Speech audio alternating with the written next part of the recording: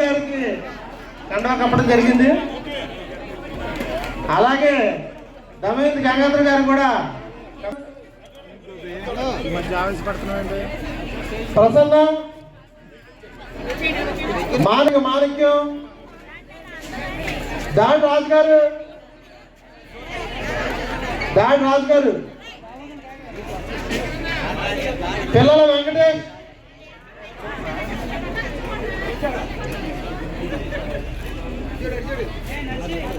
Ponnuri Laxman Kumar Sammangi Ganga Naidu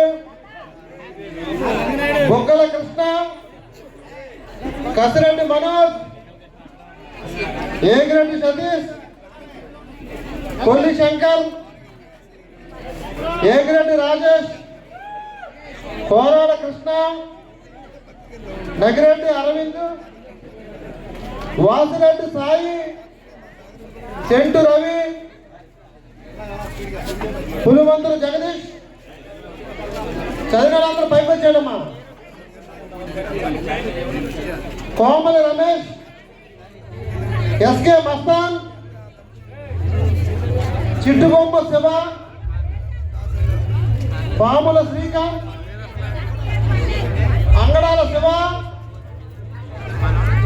bore Shanmukh Bommana Prasad చల్లా శ్రీను చిట్టిబొమ్మ ప్రసాద్ వీరంకి దుర్గారావు తమ్మ కొండబాబు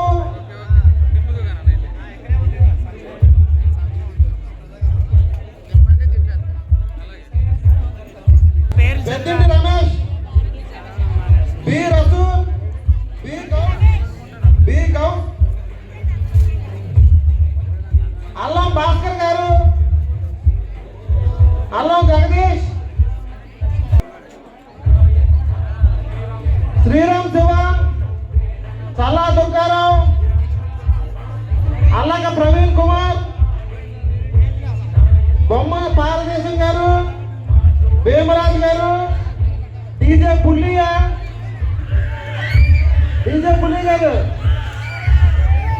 హర్షవర్ధన్ వెన్న భీమలింగేశ్వరరావు గోళ్ళ TDP రండి భీమేశ్వర గారు రండి ఇంకో తెలుగుదేశం కడవాలి కనకం సౌ గారు టీడీపీ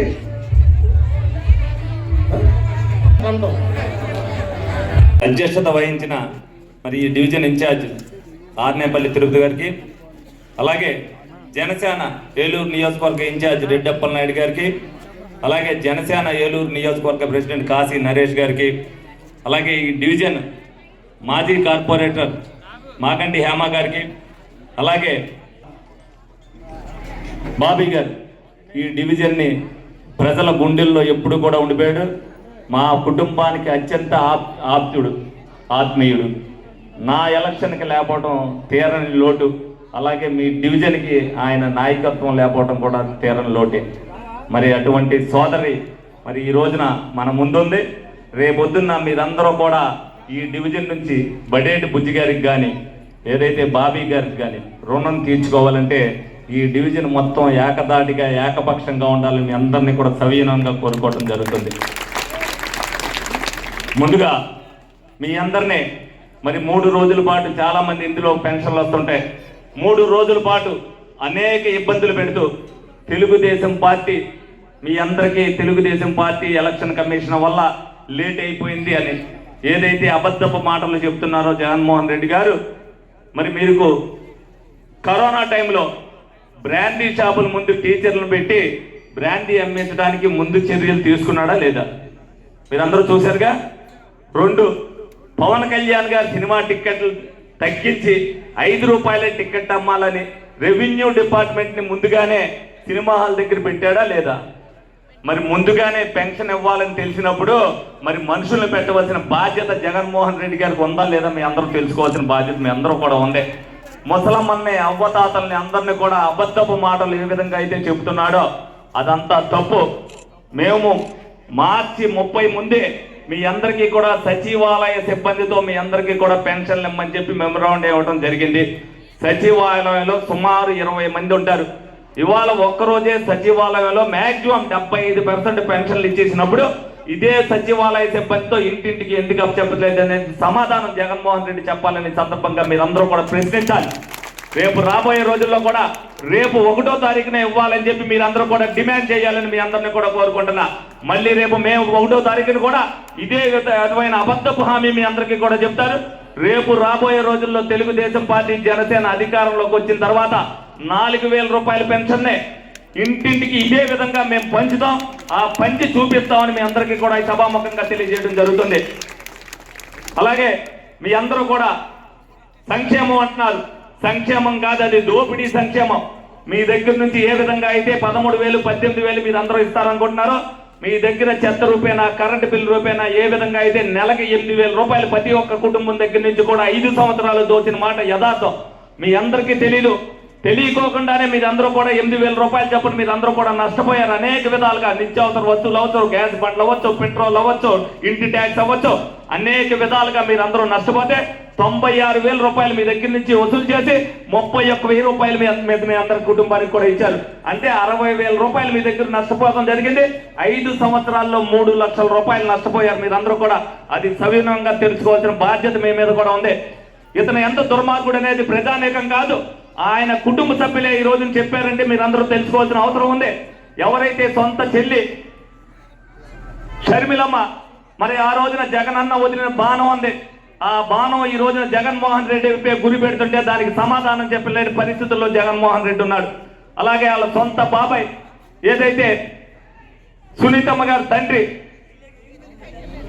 వైఎస్ వివేకానంద రెడ్డి గారు ఆ రోజున చంపబడ్డాడు. ఆ చంపింది ఎవరనేది కడప ప్రజలందరికీ అలాగే రాష్ట్ర ప్రజలందరికీ కూడా తెలుసు. ఎవరు చంపారు, ఎలా హత్య చేయబడారని. అది వివేకం అనే సినిమా వచ్చింది. మీ అందరికీ కూడా సినిమా సీరియల్స్ చూడటం కాదు, అది గంటం పావు సినిమాయే అనేది అందరికి కూడా మీకు నెట్లో ఉంటే అందులో వస్తుంది. తప్పనిసరిగా ఏదైతే సెల్ ఫోన్లో చూడొచ్చు, డౌన్లోడ్ చేసుకుని ఇంటి దగ్గరగా చూడొచ్చు. గంటం పావే సినిమా ఉంది. ఆ సినిమాలో అంతా కూడా క్లారిటీగా ఏ విధంగా జరిగింది అనేది అంతా కూడా చూపించారు. ఆ సునీతమ్మ ఇవాళ ఒక ఛాలెంజ్ విసిరింది. ఏదంటే ఈ బహిరంగ చర్చకు ఏదైతే సాక్షి ఛానల్ మీద ఉందో ఆ సాక్షి ఛానల్లో నేను కూర్చుని మీ వైసీపీ నాయకులకు కానీ మీరైన అన్నగారికి కానీ నేను అడిగే సమాధానాలకు మీరు సమాధానం చెప్పాలని చెప్పింది.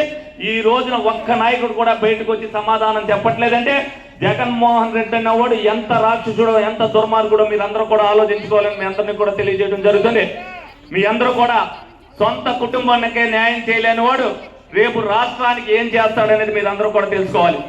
బాబాయిని చంపినోడు మన చంపలేడా? రేపొద్దున మన దాకా వచ్చినప్పుడు తెలుస్తుంది. ఎందుకంటే ఎక్కడో కడపొద్దు మనకు తెలియదని మనం అందరం అనుకుంటాం. ఫ్యాక్షనిజం నేపథ్యంలో వచ్చిన వాడు ఇవాళ పోలీసులను కానీ అధికారులను కానీ పెట్టుకుని బెదిరిస్తూ మీరు 5 సంవత్సరాలు కూడా ఈ బెదిరింపులకే భయపడి ఉండిపోయారు. ఎందుకంటే ఏదైనా పెన్షన్ పోతామో నోటికాడు పూడిపోతే మన దగ్గర అందరికీ కూడా ఏదైతే ఉన్నాయో ఫస్ట్గా మీ అందరిని బెదిరించడానికి అన్నా క్యాంటీన్లు తీసాడు 5 రూపాయలకి. ఎందుకంటే ప్రజలందరికీ అన్నం దొరకకపోతే అందరూ కూడా మనం చెప్పిన మాట వింటాడు. 5 రూపాయలకి అన్నం వీళ్ళకి పెట్టుకోకుండా వీళ్ళందరినీ బెదిరించి వీళ్ళ సంక్షేమాన్ని ఆపేస్తాము అని అంటే వాళ్ళు మన కాళ్ళ బేరానికి వస్తారని చెప్పి ఆ విధమైన పరిపాలన 5 సంవత్సరాలు కూడా పరిపాలించడం జరిగింది. మీ అందరికీ ఈ రోజున మంచి అవకాశం వచ్చింది. మీరు కోవిడ్ వచ్చినప్పుడు అందరూ కూడా వ్యాక్సిన్లు వేసుకున్నారు. ఎందుకు? చనిపోతారనే భయంతో. ఈ రోజున మీ భయం పోవడానికి ఒక ఆయుధం వచ్చింది, అది ఓటు. ఆ ఓటుతో ఈ జగన్మోహన్ రెడ్డి గారికి బుద్ధి చెప్పి మీ భయం అనే దాన్ని వేటి నుంచి పారగొట్టాలని మీ అందరినీ కూడా కోరుకోవడం జరుగుతుంది. అలాగే మీ అందరూ కూడా ఏదైతే లెక్కల ద్వారా అనేక లక్షలు దోపిడీ చేయడం జరిగింది. ఇందులో కూడా చాలా మంది ఇక్కడ నుంచి కూలి పని చేసుకునే వాళ్ళందరూ కూడా చాలా మంది ఉంటారు. వాళ్ళందరూ కూడా ఏదంటే 100 రూపాయలు 70 రూపాయలకి దొరికే మందుని 200 రూపాయలు చేశాడు. 200 రూపాయల మందు చేసింది ఒక్కసారి తాగితే ఎక్కదు. మళ్ళీ ఇంకొక 200 వెచ్చించి 400 రూపాయలు తాగాలి. 200 తాగితేనేమో కిక్కెక్కదో, 400 తాగితేనేమో మన ఇంటికి వెళ్ళిపోయి పక్కింటికి వెళ్ళిపోవడం జరుగుతుంది. మరి ఇవన్నీ కూడా జగన్ మాయా ప్రపంచంలో రేపు రాబోయే రోజుల్లో మనం అందరం కూడా మాయా ప్రపంచంలో బ్రతుకుతున్నాం అనేది మీ అందరూ కూడా ఇటువంటి లిక్కర్నే దేశం మొత్తం మీద ఎవరు తయారు చేయలే. ఎందుకంటే సాయంత్రం అయ్యేసరికి వాడు మానేద్దాం అనుకున్నా వాడు కాళ్ళు బ్రాండీ షాప్ దగ్గరికి తీసుకెళ్ళిపోయే పరిస్థితిని ఈ లిక్కర్లో కలిపాడని మీరు అందరూ కూడా తెలుసుకోవాలని మీ అందరినీ కూడా సవినయంగా తెలియజేయడం జరుగుతుంది. అలాగే రేపు రాబోయే రోజుల్లో మీరందరూ కూడా ఏదైతే పవన్ కళ్యాణ్ గారు, చంద్రబాబు నాయుడు గారు రాష్ట్ర అభివృద్ధి కోసం మోడీతో చేయి కలిపి మీ అందరూ బాగుండాలి, ప్రజలు గెలవాలి అనే ఒక నినాదంతో ఒక కూటమిగా ఏర్పడి ఆ కూటమికి ప్రజలందరూ కూడా మంచి మెజార్టీని ఇవ్వాలని మీ అందరినీ కూడా కోరడం జరిగింది. ప్రజలు గెలవాలంటే ఈ కూటమి గెలవాలనేది మీరందరూ కూడా నిర్ణయం తీసుకోవాలి. లోగడ బాబీ గారు ఉన్నప్పుడు ఆయనకి బుద్ధి గారు ఉన్న అభిమానంతో, బుద్ధి గారికి ఆయన మీద ఉన్న అభిమానంతో అనేక టిడ్కో ఇల్లుకి డీడీలు ఇక్కడ నుంచి కడతం జరిగింది. వీళ్ళు వచ్చిన తర్వాత ఒక్క టిడ్కో ఇల్లు ఇవ్వాల, మళ్ళీ మిమ్మల్ని అందరినీ బెదిరించి కొంతమంది సంతకాలు పెట్టిన తర్వాత కొంతమంది సంతకాలు పెట్టుకోకుండానే ఎక్కడో పానింగ్లో, లక్ష్మీపురంలో, కోడేల్లో మీకు ఇల్లు ఇచ్చాం, మీకు పట్టా ఇచ్చామని చెప్పి మీ అందరిని కూడా మోసం చేయడం జరిగింది. అదేవిధంగా 35,000 రూపాయలు కడితే ఆ ఇల్లు ఇచ్చేస్తామని చెప్పి కొంతమంది దగ్గర 35,000 కూడా వసూలు చేయడం జరిగింది. చాలా మంది కట్టి ఉంటారు. 35,000 దోపిడీ జరిగింది. అదేవిధంగా ఏదైతే ఇల్లు కడుతున్నారో మీరు రాత్రి పడుకుంటే ఒక 4 మనుషులు గోడను దోస్తే గోడ పడిపోయే పరిస్థితుల్లో ఆ ఇల్లు ఉన్నాయంటే మీరు ఆ ఇంటికి వెళ్ళాలా లేదా అని తెలియని మీమాంసలో మీరు అందరూ కూడా ఉన్నారు. రేపు రాబోయే రోజుల్లో టిడ్కో ఇల్లు డీడీలు కట్టిన కానీ ఆ ఇల్లు కానీ తెలుగుదేశం జనసేన పార్టీ అధికారంలోకి రానితోటే ఎవరి ఇల్లు వాళ్ళకి అప్పచెప్పే పూచిని మేము తీసుకుంటామని ఈ సందర్భంగా మీ అందరికి కూడా తెలియజేయడం జరుగుతుంది. ప్రభుత్వం వస్తే ముందుగానే మనం సెల్ ఫోన్లో ఎలాగైతే సాధ్యం చేసుకుంటా ఉన్నాం రీఛార్జి, కరెంటు కూడా ముందే మనం 1000, 2000, 5,000 రూపాయలు వేసుకున్న తర్వాత మాత్రమే మళ్ళీ మనం ఆ కరెంటు వాడుకుంటానికి ఉంటుంది. ఆ రకమైనటువంటి పరిస్థితులు కూడా వస్తూ ఉన్నాయి. ఇవన్నీ గ్రహించండి. ఎందుకంటే భారత రాజ్యాంగం సంకల్పించినటువంటి ప్రధానమైనటువంటి మనకు నచ్చినటువంటి వ్యక్తిని ఎన్నుకునేటువంటి హక్కు, మనకు నచ్చినటువంటి వాళ్ళు సమాజానికి చెడు చేసేటువంటి వ్యక్తుల్ని దింపేటువంటి ఆయుధాన్ని ప్రజల చేతికి బిఆర్ అంబేద్కర్ గారు రచించినటువంటి డాక్టర్ కమిటీ చైర్మన్ గా రచించినటువంటి రాజ్యాంగం ద్వారా మనందరికీ కూడా ఈ భారతదేశంలో 140 కోట్ల మంది ఉంటే అందరికీ కూడా పేద రోగా ఉన్నవాడు లేనివాడు గుంటోడు చౌటి మోగానే తేడా లేకుండా అందరికీ సమానమైనటువంటి హక్కు ఇచ్చినటువంటిది, ఆస్తులు హక్కు ఇచ్చినటువంటి ఒక భారత రాజ్యాంగం ద్వారా సంక్రమించినటువంటి ఓటు హక్కుని అది 1000 రూపాయలు, 2000, 5000, 10,000 దాని విలువ కాదు. ఈరోజు మన రాష్ట్రంలో మన సంటే గారికి ఓటేస్తే 2,70,000 కోట్ల రూపాయలని ఏ రకంగా ఖర్చు పెట్టాలి, ఈ రాష్ట్రంలో ఉన్నటువంటి అర్హులైనటువంటి ప్రజలకి వారి యొక్క జీవితాన్ని ఏ రకంగా మార్చాలి అనేటువంటి అధికారాన్ని ఇస్తా ఉన్నాం. మరి పుట్టా మహేష్ యాదవ్ గారికి ఓటేస్తే 47 లక్షల కోట్ల రూపాయల అధికారాన్ని ఇస్తా ఉన్నాం. ఇదేదో 1000 రూపాయలు, 5,000, 2,000 మన దగ్గర నుంచి దోపిడీ చేసినటువంటి డబ్బుని ఈరోజు జగన్మోహన్ రెడ్డి గారు ప్రతి ఓటుకి 5,000 రూపాయలు చొప్పున 2,25,000 ఓట్లకి ఏలూరు స్థానిక శాసనసభ్యుడికి ఆల్రెడీ డబ్బులు పంచారు. రేపొద్దున 5,000 రూపాయలు మీకు ఇస్తారు. 5,000 రూపాయలు తీసుకోండి. ఏదైతే ఈ రోజున పవన్ కళ్యాణ్ గారు, చంద్రబాబు నాయుడు గారు, మోడీ గారి యొక్క సహకారంతో ఈ రాష్ట్రాన్ని బాగు చేయాలి, ఈ రాష్ట్రంలో ఉన్నటువంటి యువకులకి, నిరుద్యోగులకి, ఎవరైతే డిగ్రీ గ్రాడ్యుయేషన్ చేసినటువంటి విద్యార్థులకి ఉద్యోగాలు రావాలంటే చంద్రబాబు నాయుడు గారు, పవన్ కళ్యాణ్ గారు ఆశయం, విజన్ రెండూ కలిసి ఉన్నటువంటి ప్రభుత్వం రావాలి. అట్లాంటి ప్రభుత్వం వస్తేనే ఇక్కడ ఉన్నటువంటి విద్యార్థులు అటు బెంగళూరు, చెన్నై, హైదరాబాద్ ఇతర స్టేట్స్కి పోకుండా మన ఆంధ్రప్రదేశ్లో, మన ఏలూరులో ఉద్యోగాలు చేసుకునేటువంటి పరిస్థితి వస్తుంది. కనుక అందరూ కూడా చైతన్యంతో ఆలోచన చేయండి. రేపు మే 13వ తారీఖున జరిగేటువంటి సార్వత్రిక ఎన్నికల్లో 2 ఓట్లు కూడా సైకిల్ గుర్తుపై ఆ బటన్ మీరు నొక్కి ఒక్కసారి ఆంధ్ర రాష్ట్ర ప్రజలందరూ కూడా చాలా చైతన్యంతో ఉన్నారు. దొంగలకి, దోపిడీదారులకి, లూటీకారులకి, రౌడీలకి, మాఫియాకి, బందిపోట్లకి రాష్ట్రంలో స్థానం లేదు అనేటువంటి నిరూపించవలసినటువంటి బాధ్యత ఆంధ్రప్రదేశ్ రాష్ట్రంలో ఉన్నటువంటి సోదరీమణులు, మరి మేధావి వర్గం, యువతి యువకులు, ఉద్యోగ ఉపాధ్యాయ పెన్షనర్స్, రైతాంగం అందరిపైన మేధావి వర్గం పైన ఉంది. దాన్ని ఆ బాధ్యతని రాష్ట్రంలో ఉన్నటువంటి మన ఏలూరు నియోజకవర్గం నుంచి మొదలవ్వాలని చెప్పి తెలియజేస్తూ సృష్టించేటువంటి ఒక ఆలోచనని సృష్టించి రైతుల దగ్గర నుంచి 33,000 ఎకరాల పొలాలను తీసుకొని ఒక బంగారపు బాతుగుడ్డని మరి ఈ మూర్ఖుడైనటువంటి ముఖ్యమంత్రికి ఒప్పచెప్పితే గొంతు కోసినటువంటి పరిస్థితి. 3 రాజధానులు అన్నాడు, అదే అసెంబ్లీలో చెప్పాడు. విజయవాడ సెంటర్గా ఉండాలి రాజధాని, అటు కడప నుంచి కానీ అటువైపు నుంచి కానీ ఈ శివకాశం చూసుకుంటే సెంటర్ భాగం అని అసెంబ్లీ సాక్షిగా చెప్పినటువంటి పెద్ద మనిషి. గెలిచిన 6 నెలల్లోనే మాట తప్పాడు, మడమ తిప్పాడు, 3 రాజధానులని 3 ముక్కలాట్లు ఆడాడు. ఎక్కడా కూడా నిర్మాణం లేకుండా ఈ రాష్ట్రంలో చదువుకున్నటువంటి విద్యార్థులు అందరూ కూడా మా రాజధాని ఎక్కడా అనేటువంటి క్వశ్చన్ మార్కులో చెప్పుకునేటువంటి అవకాశం కూడా లేకుండా ఈ రాష్ట్రంలో ఉన్నటువంటి ప్రజల్ని, ఈ రాష్ట్రంలో ఉన్నటువంటి యువకుల్ని అనాథం చేసినటువంటి మూర్ఖుడు ఈ రాష్ట్ర ముఖ్యమంత్రి. మరి ఈ రోజున మనం చెప్తా ఉన్నారు, మేము సంక్షేమ పథకాలను అమలు చేస్తూ ఉన్నాం.